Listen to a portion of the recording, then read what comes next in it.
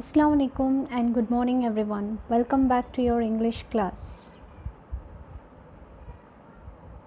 Our today's aim is to read and understand the narrative non-fiction. And agenda includes activity, read, discuss and writing. Keywords of today's class are shack, crumpled, echoed, thwacking, offered, twixt. Children, before reading, I want you all to do one activity. So, everyone pause here and look at the pictures in the story. What do you think the author's purpose for writing a day in the life of a washerman? Look at all these pictures, everyone. Look at all these pictures and answer me for my question. What do you think the author's purpose for writing a day in the life of a washerman? Okay. Yes, the author's purpose is to make you understand the difficulties in the life of a washerman. Very good, those who have thought the same answer. Now, let's start reading the text A Day in the Life of a Washerman. It is written by Anu Kumar and it is a narrative non-fiction. So everyone, turn to the page number 22 in your content book and put your fingers on the words as I read. Let's start reading. Raghu was a hard-working washerman. His day always began early. First, he cleaned up his little shack.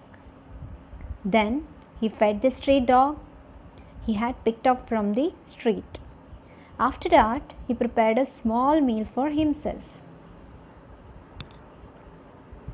Next, he got onto his bicycle. He rode past the tall buildings.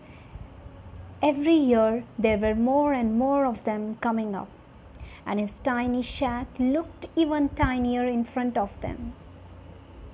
On arriving at the community where he had customers, he first greeted the watchman, who sat on his chair. "Hello, beautiful morning."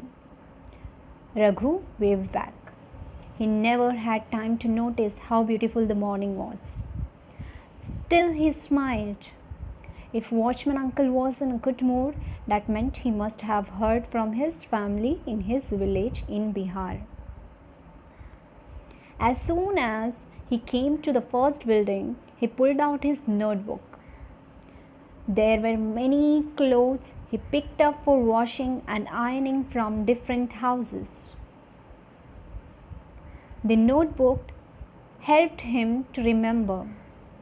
It also helped him keep track of the money people owed him.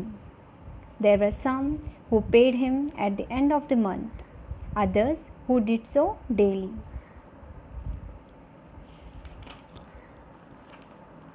Today, there were different things to be picked up from different houses. After he had bundled all of these clothes into a big white sheet, he slung it over his shoulder. On his way down the stairs, Raghu tied with care the sheet with the crumpled up clothes inside it. Now, he would have a long day ahead washing and ironing the clothes. Every day, he cycled to the Dhobi Ghat.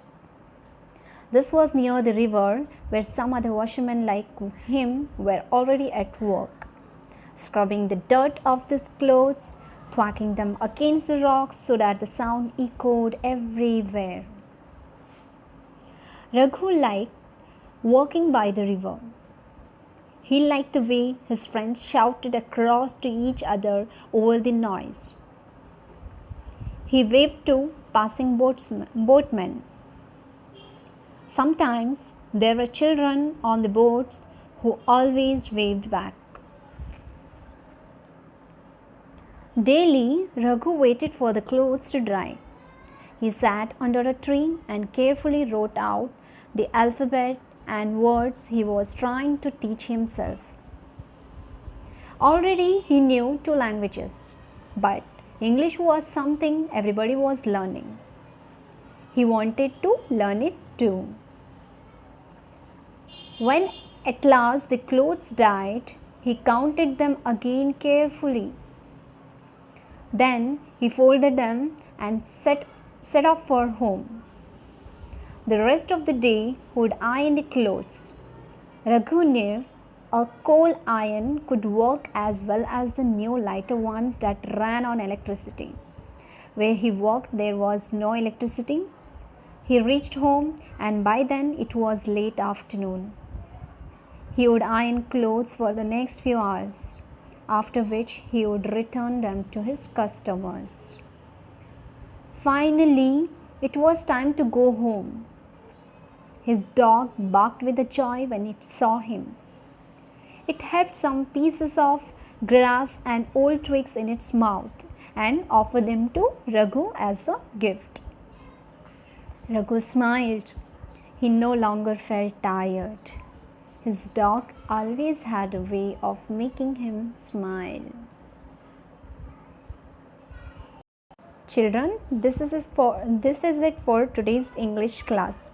So, your activity is to read the blog and submit me on my number. Fine. You can read any paragraph from this blog. Fine. Thank you. Have a good day.